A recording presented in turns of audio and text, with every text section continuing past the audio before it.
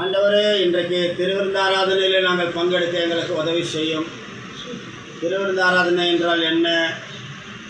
திருவிருந்தை குறித்ததான சில ரகசியங்கள், வேத ஆலோசனைகளை நாங்கள் அறிந்து கொள்ள கிருபை செய்வீராக.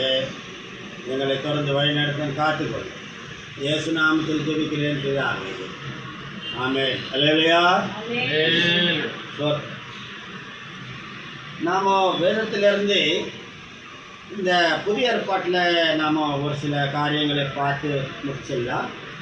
பழைய ஏற்பாட்டுக்கெல்லாம் போகல. நான் புதிய ஏற்பாட்டில் பார்த்திங்கன்னா யோவான் எழுதின சுவிசேஷம் 6ஆம் அதிகாரம் 27ஆம் வசனத்தை நாம் வாசிக்கலாம்.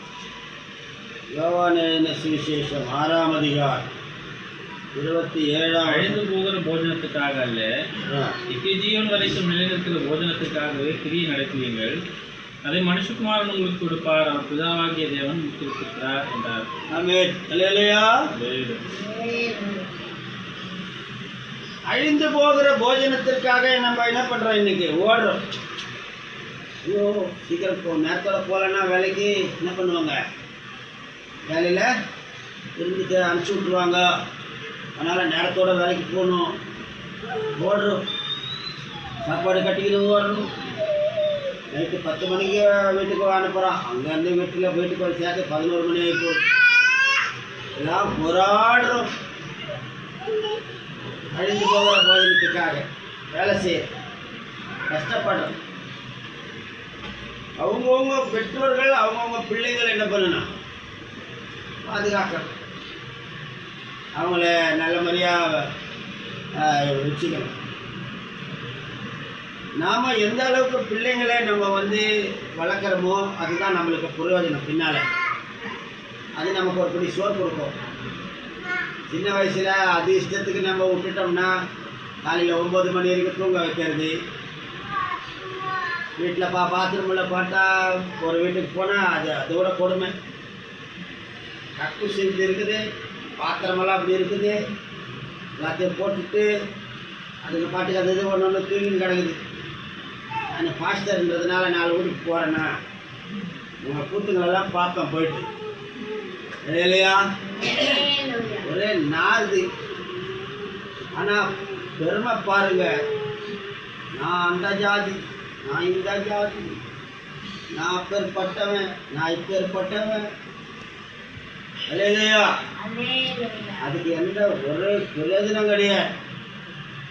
ஒரு வீட்டுகளில் பார்த்தீங்கன்னா அவ்வளோ கேவலமாக இருக்குதுங்க. துணி சுத்தம் கிடையாது. ஒரு வீட்டில் போனால் துணிகள்லாம் அப்படியே பாத்ரூமெல்லாம் துணி தொங்குது. அப்படியே ஈரமாக வேற தொங்குது. ஒரு ஒன்றுக்கு போகிறதுக்கு பாத்ரூமை திறந்தால் என்னால் அது ஒன்றே ஓடியாட்டேன். ஒன்றுக்கும் வேணாம், போக வேணாம், ஒன்றே வேணாம், எங்கன்னா போய்க்கலாம் சொல்லிட்டு. அது இல்லையா? அழிந்து போகிற போஜனத்திற்காக கிரியை நடப்பீங்கள். நடப்பிக்கிறீங்களா? அழியாத போஜனத்துக்காக கிரியை செய்யுங்க, விசுவாசிங்க. அழியாத போஜனத்தை ஆண்டவராகிய இயேசு கிறிஸ்து உங்களுக்கு தரார். நான் உங்களுக்கு அழியாத போஜனத்தை தருகிறேன் என்று வாக்கு பண்ணுறேன். ஒரு இடத்துல சமரிய ஸ்திரீ கிட்ட பேசும்போது அவர் சொல்கிறார், இந்த தண்ணீரை குடிக்கிறவனுக்கு மறுபடியும் தாகம் உண்டாகும். நான் கொடுக்கும் தண்ணீரை குடிக்கிறவனுக்கோ ஒரு காலம் தாகம் உண்டாகும். அவனுக்குள் அது நித்திய ஜீவ காலமாய் ஊறுகிற நீரூற்றாய் இருக்கும் என்றார். அது என்னன்னா, அது தேவனுடைய வார்த்தையை குறிக்கும். அல்லேலூயா. ஆண்டவருடைய வார்த்தைகள் நமக்குள்ள வந்துடுச்சுனாலே அது என்ன பண்ணும் தெரியுமா? நமக்குள்ள ஒரு ஊறுகிற நீரூற்றை போல அது உருவெடுத்து அநேகருடைய தாகத்தை தீர்க்கிறவங்களா நம்மளை மாற்றிடும். அதைத்தான் அவர் சொல்ல வரார் ஆண்டவர். அல்லேலூயா. ஆனால் அந்த ஜனங்க என்ன நினைக்கிறாங்க? இது யாக்கோபுன்னு கிணறு, அவரை காட்டில நீங்க என்ன பெரிய ஆளா? யாக்கோபு பெரிய ஆளு அப்படின்றாங்க. அல்லேலூயா. ஆண்டவராகிய இயேசு கிறிஸ்து மாத்திரமே நம்முடைய பிரச்சனைகளை தீர்க்க வல்லமை உள்ளவராக இருக்கிறார். இந்த உலகத்தில் பார்த்தீங்கன்னாக்கா இன்னைக்கு நாம் தேவன் நம்மளை ஆசீர்வதித்து வச்சிருக்கிறார். அதுக்கான வழிவாசல் எல்லாம் அவர் கொடுத்திருக்கிறார். நம்மளுக்கு ஆண்டு நம்மளை கொண்டு பெரிய காரியங்களை செய்து கொண்டிருக்கிறார். தேவனால கூடாத காரியம் ஒன்றும் கிடையாது. அந்த ஊறுகிற நீரூற்றாய் இருப்பாய், நான் கொடுக்கிற தண்ணீரை குடிக்கிறவனுக்கு மறுபடியும் தாகம் உண்டாகாது என்று சொல்லுகிறேன். அப்படின்னா என்ன அர்த்தம்னா, ஆண்ட வார்த்தையை ஒரு முறை நீ நல்லா சாப்பிட்டுட்டேன்னு சொன்னா மறுபடியும் நீ என்ன பண்ண மாட்டேன், எங்கே போயிட்டு எங்கே போய் பிச்சை எடுக்க மாட்டேன், அடுத்தவன் தயவில் வாழ மாட்டேன், நீ 10 பேருக்கு இப்போ சோறு போடுவேன். அதுதான் ஆண்டவர் கொடுக்குற தண்ணீர். அல்லேலூயா, அல்லேலூயா. அதே போலதான் இந்த இடத்துல சொல்றாரு, அழிந்து போகிற போஜனத்திற்காக ஓடுறீங்க, திருடுறீங்க, ஏமாத்துறீங்க, பொய் சொல்றீங்க, லஞ்சம் வாங்குறீங்க. எதுக்காக? சோத்துக்கு தானே. அல்லேலூயா. ஆண்டவரே, அழியாத போஜனத்தை நான் உனக்கு தரேன், நித்திய ஜீவன் வரைக்கும் நிலை நிற்கிற போஜனத்துக்காக கிரியை நடப்பீங்கள், அதை மனுஷகுமாரன் உங்களுக்கு தருவார். அவரை பிதாவாகிய தேவன் முத்திரித்து இருக்கிறார். அல்லேலூயா. தொடர்ந்து நாம் படிக்கலாம். 27, 28 யோவான் 6. அழிந்து போகிற போஜனத்துக்காக அல்ல, நித்தியம் வரைக்கும் நிலைத்திருக்கிற போஜனத்துக்காகவே கிரியை நடப்பியுங்கள், அதை மனுஷகுமாரன் உங்களுக்கு கொடுப்பார். அவரை பிதாவாகிய தேவன் முத்திரித்திருக்கிறார் என்றார். அப்பொழுது அவர்கள் அவரை நோக்கி, தேவனுக்கேற்ற கிரியைகளை நடப்பிக்கும்படி நாங்கள் என்ன செய்ய வேண்டும் என்றார்கள். இயேசு அவர்களுக்கு பிரதியுத்தரமாக, அவர் அனுப்பினவரை நீங்கள் விசுவாசிப்பதே தேவனுக்கு ஏற்ற கிரியா இருக்கிறது என்றார். தேவன் பிதாவாகிய தேவன் அனுப்பினவரை விசுவாசிப்பதுதான் தேவனுக்கு ஏற்ற கிரியை. இன்னைக்கு இயேசு கிறிஸ்துவை யாரெல்லாம் தள்ளுறாங்க? யூதர்கள் என்ன பண்றாங்க? இயேசு கிறிஸ்துவை தள்ளுறாங்க, அவருடைய உபதேசத்தை தள்ளுறாங்க. ஆனா பிதாவாகிய தேவனை தொழுது கொள்றாங்க. முஸ்லீம்கள் என்ன பண்றாங்க? பிதாவாகிய தேவனை தொழுது கொள்றேன்னு சொல்றாங்க. இயேசு கிறிஸ்துவ வார்த்தை என்ன பண்றாங்க? தள்ளுறாங்க. அல்லேலூயா. ஆனா வாக்குத்தத்தம் என்ன சொல்லுது?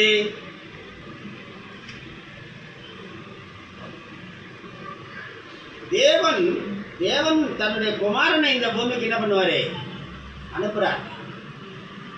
உலகத்துல எத்தனையோ தீர்க்கதரிசிகளை ஆண்டு என்ன பண்றாரு? உலகத்துக்கு அனுப்புறாரு ஆண்டவர். ஆனா ஜனங்க அவங்களுடைய வார்த்தைகளை என்ன பண்ணல? ஏற்றுக்கொள்ளவில்லை. தீர்க்கதரிசிகளும் ஜனங்களுக்கு கடைசி வரைக்கும் இருந்து அவங்கள சரியான ஒரு வழி நடத்துதல் அவங்களால முடியல. ஏன்னா அவங்களும் மனிதர்கள் தானே. அல்லேலூயா. எத்தனையோ ஊழியக்காரங்களை அனுப்புறாரு, அவங்களாலையும் ஜனங்களை சரியான வழி நடத்துதல் அவங்களுக்கு முடியல. அவங்களும் கோவப்படுறாங்க, ஜனங்க மேலே எரிஞ்சு விழுறாங்க, ஜனங்களை நடத்த முடியல.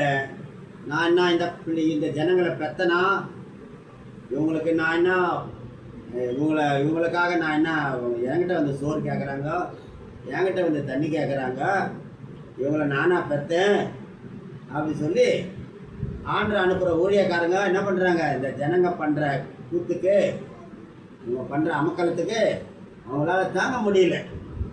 அதன் பிறகு தான் பிதாவாகிய தேவன் என்ன சொல்கிறாருன்னா, என்னுடைய குமாரனை அனுப்புகிறேன், அவன் உங்களை சகல சத்தியத்துக்குள்ள என்ன பண்ணுவார்? அவரு வார்த்தையை கேளுங்க, அவரு உங்களை வழி நடத்துகிற பிரகாரம் நீங்கள் என்ன பண்ணுங்க? கீழ்ப்படிங்க. அவர் சொல்றதை கேளுங்க. மோசையின் பிரமாணத்தையே புடிச்சிக்கிட்டு இருக்காதீங்க கெட்டியா. மோசே பிரமாணங்களை கொடுத்தான், ஆனா அவனே கடைசியில் எங்க போக முடியல? கானானுக்குள்ள நுழைய முடியல. இல்லையா? ஆனா அந்த பிரமாணத்தை 10 கட்டளைகளை நிறைவேற்றுவதற்கு தான் இயேசு கிறிஸ்து இந்த பூமிக்கு வருகிறார். அவர் 10 கட்டளை தள்ளிட்டு அவர் புதுசா ஒரு பிரமாணத்தை நம்மளுக்கு தருவதற்காக இயேசு வரவில்லை. அல்லேலூயா. அதை எப்படி நிறைவேற்ற வேண்டும்? அப்போ தேவன் நமக்குள்ள வரணும். முதலாவது ஆண்டவரே நமக்குள்ள வரணும். மோசேயின் காலத்தில் ஆண்டவர் எங்க இருந்தாரு? திரைகள் மத்தியிலே வாசமாயிரும். மகாபரிசுத்த ஸ்தலத்துக்குள்ள அவரு வாசம் பண்ணினார். அல்லேலூயா. ஆண்டவரை பார்க்கறதுக்கு வருஷத்துக்கு ஒரு முறை தான் என்ன பண்ணுவான் பிரதான ஆசாரியன் அந்த மகாபரிசுத்த ஸ்தலத்துக்குள்ள நுழையும். உள்ள நுழையும் போது என்ன எடுத்துன்னு போகணும்? ரத்தத்தோடு உள்ளே போகணும். அது திரும்பி வந்தால் தான் போச்சு, இல்லைன்னா உள்ளே காலி பண்ணிட்டு வராச்சு. இல்லையா? அது அப்படிதான் பழைய ஏற்பாடு. இதெல்லாம் மனுஷனால் என்ன பண்ண முடியல. ஆண்டவருக்கு முன்னால் நிற்க முடியல மனுஷன். அதனால்தான் ஆண்டவர் தம்முடைய குமாரன், ஒரே பேரான குமாரனை வாக்கு பண்றார். தேவன் தம்முடைய ஒரே பேரான குமாரனை விசுவாசிக்கிறவன் எவனோ அவன் கெட்டு போகாமல் நித்திய ஜீவனை அடையும்படிக்கு அவரையே நமக்கு தந்து இவ்வளவாய் உலகத்திலே அன்பு கொண்டார். அல்லேலூயா. இப்போ நித்திய ஜீவன் வரைக்கும் நிலைநிறுத்தின போஜனத்தை நான் உனக்கு தருகிறேன். அங்கே நம்ம சமாரிய ஸ்திரீகிட்ட பேசும்போது என்ன சொல்றாரு? நீங்கள் மறுபடியும் வந்து இங்கே மொண்டு கொள்ளாமல், நான் இங்கே வந்து மொண்டு கொள்ளாமல் இருக்கும்படிக்கு அந்த ஜீவ தண்ணீரை எனக்கு தர வேண்டும் என்று சமாரிய ஸ்திரீ ஆண்டவரிடத்தில் கேட்கும். அல்லேலூயா. நான் கொடுக்கும் தண்ணீர் நித்திய ஜீவ காலமாய் உனக்குள் ஊறுகிற நீரூற்றாய் இருக்கும். அல்லேலூயா. இந்த திருவிருந்து ஆராதனையும் அதைத்தான் குறிக்கிறது.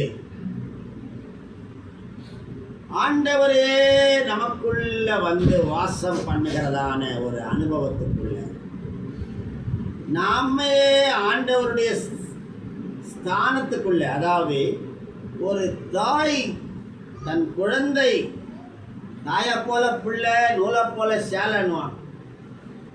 அந்த தாயினுடைய வயிற்றிலிருந்து அந்த குழந்தை அந்த தாயினுடைய இரத்தத்திலிருந்து அந்த அந்த அது உருவாகி அந்த பாலை ரத்தத்தை பாலாக மாற்றி கொடுத்து அந்த குழந்தைய வளர்க்கும் போது அந்த தாயை போல அந்த குழந்தை என்ன பண்ணுது? வளருது. அல்லேலூயா. அதே போல இயேசு கிறிஸ்து தன்னுடைய ஜீவனையே நமக்கு கொடுத்து, அவர் ரத்தத்தை எல்லாம் நமக்கு கொடுத்து, அவருடைய சரீரமெல்லாம் நமக்காக பிற்கப்பட்டு, அவர் தன்னையே அர்ப்பணித்து,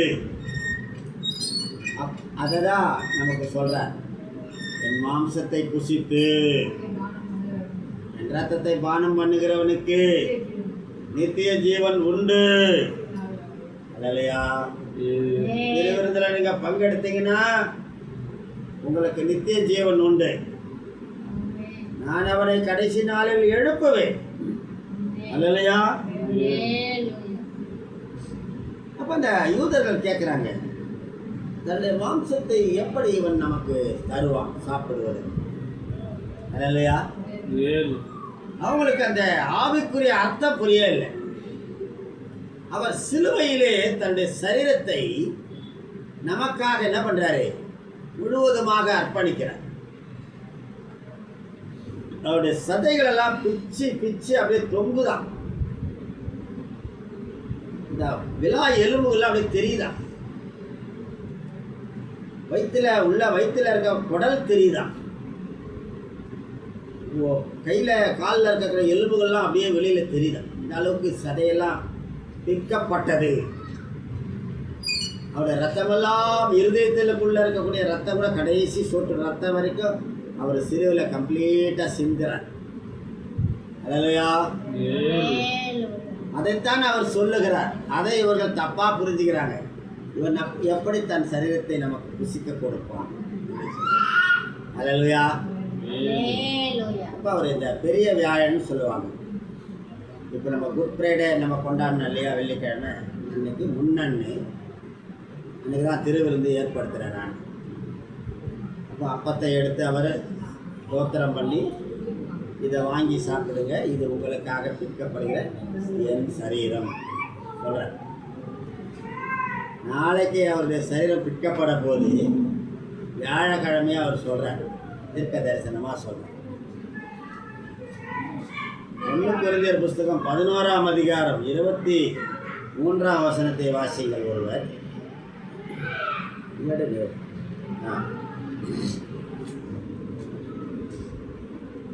அதில் எப்படி சொல்றது, அவர் அப்பத்தை எடுத்து நான் உங்களுக்கு ஒப்புவித்ததை கர்த்தரிடத்தில் பெற்றுக்கொண்டேன். ஆமென், அல்லேலூயா. கர்த்தரிடத்துல இருந்து தான் அவர் அங்க என்னென்ன மேல இருந்து என்னென்ன அவருக்கு ஆர்டர்ஸ் வருதோ, கட்டளைகள் வருதோ, அதையெல்லாம் நம்மளுக்கு ஆண்டவர் தரார். கர்த்தரிடத்தில் நான் பெற்றுக்கொண்டு என்னவெனில் கர்த்தராகிய இயேசு தாம் காட்டி கொடுக்கப்பட்ட ராத்திரியில, ஆமா அன்னைக்கு ராத்திரி தான் அவர் காட்டி கொடுக்கப்படுறார். அப்பத்தை எடுத்து ஸ்தோத்திரம் பண்ணி அப்பத்தை எடுக்கிறாரு, சோத்திரம் பண்றார். அதை பிட்டு நீங்கள் வாங்கி புசியுங்கள். அதை புட்டு நம்மளுக்கு கொடுக்கிறார், வாங்கி புசியுங்கள், இது உங்களுக்காக பிற்கப்படுகிற என்னுடைய சரீரமா இருக்கிறது. ஆமென், அல்லேலூயா. இது உங்களுக்காக பிற்கப்படுகிற என்னுடைய சரீரம், இதை நினைவு கூறும்படி இதை செய்யுங்கள் என்றார். ஆமென். இயேசு கிறிஸ்து நமக்காக அடிக்கப்பட்டார் என்பதை நினைவு கூறுவதுதான் திருவிருந்து ஆராதனை. அல்லேலூயா. என்னமோ அவரு ஏதோ சதைய அர்த்தத்தை கொடுப்பாராங்கட்டியும் அப்படி நினைச்சிட்டாங்க யூதர்கள். அல்லேலூயா. அதன் பிறகு பாருங்க, அவர் பாத்திரத்தை எடுக்கிறார். இந்த பாத்திரம் என் ரத்தத்தினால் ஆகிய புதிய உடன்படிக்கையா இருக்கிற உடன்படிக்கை. அல்லேலூயா. பழைய ஏற்பாட்டில் பிரதான ஆசாரியன் என்ன பண்ணுவான், அந்த பரிசுத்த ஸ்தலத்தில் நின்று இருப்பான், ஜனங்களாம் பிரகாரத்தில் இருப்பாங்க, அங்கே பலிபீடம் இருக்கும்.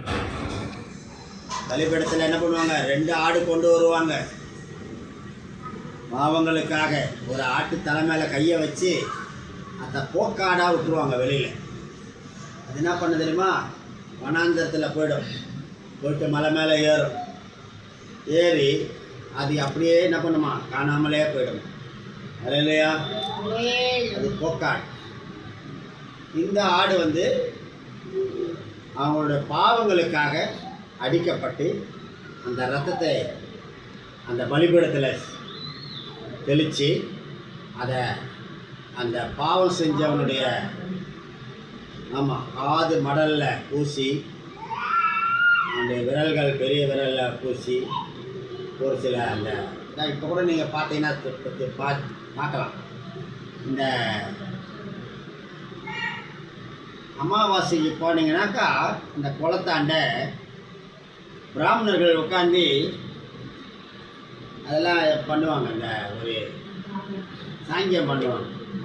அப்போ அந்த சாங்கியத்தில் பார்த்தீங்கன்னா அவங்க காதில் என்னத்தையும் பூசுவானுங்க, கையில் என்னத்தையும் மாட்டுவானுங்க. இதெல்லாம் பைபிளில் இருந்துதா, எல்லாம் அதுதான். அல்லேலூயா. அவங்களுக்கு இந்த பாவ நிவர்த்தி பண்ணி அவங்கள எங்கே அனுப்புகிறாங்க, சொர்க்கத்துக்கு அனுப்புகிறாங்க. அல்லேலூயா. இந்த இறந்து போனவங்களுக்காக திதி. அல்லேலூயா. அதை ஆண்டவராகிய இயேசு கிறிஸ்து ஏற்படுத்தினது தான்.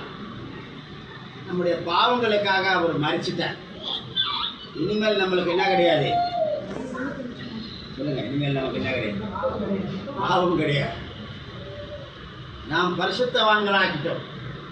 இயேசுநாதன் நமக்காக மரித்ததுனாலே நாம் பரிசுத்தவான்களாக மாறிட்டோம். நம்ம செய்ய வேண்டியதெல்லாம் ஒன்று தான், ஆண்டவரோடு இருக்கணும். ஆண்டவரோடு இருந்துட்டாலே போதும், நமக்கு பரலோகம் நிச்சயம். அல்லேலூயா. பரலோகத்துக்கு கூட்டிட்டு போகிறது அவர் என்னைக்கு கூட்டிட்டு போகிறாரு, அது 2வது கதை. இன்றைக்கே கொடுத்துக்குவார் உனக்கு பரலோகத்தை. இன்றைக்கே நீ என்ன பண்ணலாம், பரலோகத்துக்குள்ளே நுழைஞ்சிடலாம். ஆவிக்குரிய பரலோகம் பூமியில் தான் வச்சுருந்தாரு, ஏதேன் தோட்டம். பூமியில தான் அடுத்த ரெண்டாவது பரலோகத்தை வந்து கானான் தேசத்தை பரலோகமாக கொடுத்தாரு அவங்களுக்கு. அது இல்லையா? மூணாவதா இயேசுநாதர் வந்த பிறகு சர்ச்சு தான் நம்மளுக்கு என்னவா கொடுத்தாரு? பரலோகமாக கொடுத்தாரு. அது இல்லையா? அதைத்தான் நான் உங்களுக்கு சொல்ல வருகிறேன். ஆண்டவருடைய சித்தம் இல்லாமல் ஒருவன் உண்மையில் என்ன பண்ண முடியாது? கை போட முடியாது. அல்லேலூயா. ஏன்னா நீ எங்க இருக்கிற? என் ராஜ்யத்துக்குள்ள. அல்லேலூயா. உங்க பிரச்சனைகள் ஏதாவது இருந்துச்சுன்னா நீங்க பாஸ்டர் கிட்ட கேட்டீங்கன்னா அவர் தெளிவுபடுத்துவார். இந்த பிரச்சனை இப்படி போகுது பாஸ்டர், இந்த பிரச்சனை இப்படி வருது, இந்த சொறி நாய் என்னை பார்த்து பழிக்குது. அல்லேலூயா. சொறி புஷ நாய் கூட என்ன பண்ணா, நீங்க கொஞ்சம் ஏமாந்தீங்கன்னா உங்களை பார்த்து கொலைக்கும். நாம் கர்த்தருக்குள்ளே இருந்தால் இப்படிப்பட்ட சொறி நாயெல்லாம் உன்னை பார்த்து கொலைக்குமா? அல்லேலூயா. நீ தேவனுடைய ராஜ்யத்துக்குள்ள இருக்கணும். ஆண்டவரை விட்டுட்டு நீ வெளியில போனா எதுக்குமே உபயோகப்படாத சொறி பிடிச்ச நாய் கூட உன்னை பார்த்து என்ன பண்ண? அல்லேலூயா. அல்லேலூயா. ஆண்டவருடைய பிள்ளைகள் நீங்களா? நம்மெல்லாம் யாருங்க? ஆண்டவருடைய பிள்ளைகள். நமக்காக ஆண்டவராகிய இயேசு கிறிஸ்து பலியாயிட்டார்.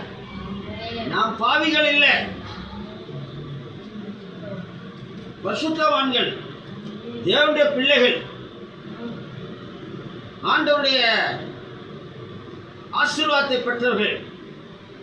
ஆயிரமான நம்முடைய சந்ததிக்கு தேவனுடைய இரக்கத்தை ஆண்டவர் என்ன பண்றார்? நம்மளுக்கு தருகிறார். இப்படி நிறைய விஷயங்கள் இருக்கிறது. இன்னைக்கு 6 கிலோ 100 ரூபாய்க்கு தக்காளி கொடுக்குறாங்கன்னா காரணம் என்ன? சாந்தி வந்து திருவிருந்த ஆராதனை தசமமாக கொடுக்குது. சாந்தினால தான் இன்னைக்கு தக்காளியுடைய விலை என்னாச்சு? இறங்கி போச்சு. தக்காளி விலை இறங்குறது மட்டும் இல்லை, ஏராளமான தக்காளி, ஏராளமான வெங்காயம் மார்க்கெட்டில் போனால் கண்ணே பறிக்குது. அப்படியே இவ்வளோ விளைஞ்சி வருது. காரணம் என்ன? கிறிஸ்தவர்கள் தேவனை விசுவாசிக்கிறார்கள், ஆண்டவரை ஆராதிக்கிறார்கள், ஆண்டவருக்கு தசமமாக கொடுக்கிறார்கள், ஆண்டவருடைய வார்த்தைகளை நம்புகிறார்கள். இல்லைனா இந்த ஆசீர்வாதங்கள் எல்லாம் இந்த தேசத்துக்கு இல்லை இல்லை. அல்லேலூயா. மல்கியா புத்தகம் 3ஆம் அதிகாரம் 10ஆம் வசனத்தில் எப்படியா இருக்கிறது? அல்லேலூயா. அருமையான தேவனுடைய பிள்ளைகளே, நீதான் இந்த தேசத்துக்கு ஆசீர்வாதம், நீதான் உன்னுடைய குடும்பத்துக்கு ஆசீர்வாதம். எந்த ஒரு விஷயத்திலும் நாம் ஞானமாய் வாழணும். ஆண்டவரை ஆராதிக்கிற விஷயத்தில் அல்லேலூயா, தேவனை தேடுகிற விஷயத்தில் ஆண்டவரை விட்டு வெளியில போயிட்டேன்னா தெருவில் இருக்கிற சொறி நாய் கூட ஒன்று என்ன பண்ணுது? மதிக்க. அல்லேலூயா. ஏற்பட்ட ஒரு பாதுகாப்பான இடத்தை உனக்கு ஆண்டவர் தந்திருக்கிறார். அல்லேலூயா. முதலாவது அதை என்னுடைய நான் அனுபவிச்சு உங்களுக்கு சொல்றேன். அல்லேலூயா. ஆண்டவர்னா யாரு? ஆண்டவர் பிள்ளைங்கன்னா யாரு? தேவனுடைய வார்த்தை எப்படிப்பட்டது? அதை சொல்றாரு. நான் கொடுக்கும் தண்ணீரை குடிக்கிறவனுக்கோ மறுபடியும் தாகம் உண்டாகாது, அது அவனுக்குள்ளே ஊறுகிற நீரூற்றாய் இருக்கும், நீ வந்து மொண்டு கொள்ள வேண்டிய அவசியம் இல்லை அப்படின்ற. அது அர்த்தம் என்னன்னா, தேவனுடைய தண்ணீர் என்றால் தேவனுடைய வார்த்தையை குறிக்கும். ஆவிக்குரிய அர்த்தம் அதுதான். அவர் கொடுக்கிற அந்த வார்த்தைகள் நம்முடைய வாழ்க்கையே புரட்டி போடுகிறதா இருக்கு. அல்லேலூயா. சாவுக்கு ஏதுவான இந்த சரீரம் சாவாமையை தரித்துக் கொள்ளுகிறது. அல்லேலூயா.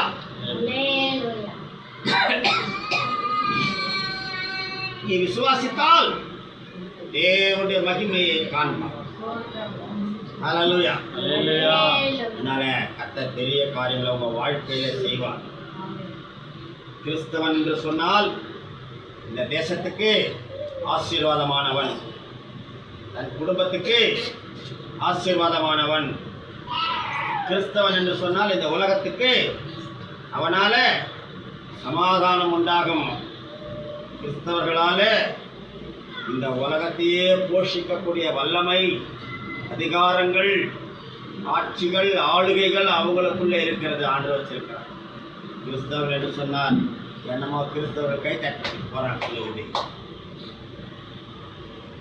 அப்பேற்பட்ட வல்லமை உள்ள ஆசீர்வாதங்களை கர்த்தர் தம்முடைய வார்த்தையினாலே உங்களுக்கு கொடுத்திருக்கிறார். நீங்கள் தேவனுடைய வார்த்தையின் மேல் நம்பிக்கையாயிருங்கள். கர்த்தர் உங்களை கொண்டு பெரிய காரியங்களை செய்ய அவர் இருக்கிறார். ஆசீர்வதிக்கிறார். கர்த்தர் உங்களை கொண்டு பெரிய காரியங்களை செய்வார், செய்து கொண்டிருக்கிறார். God bless you. கர்த்தர் உங்களை ஆசீர்வதிக்கிறார்.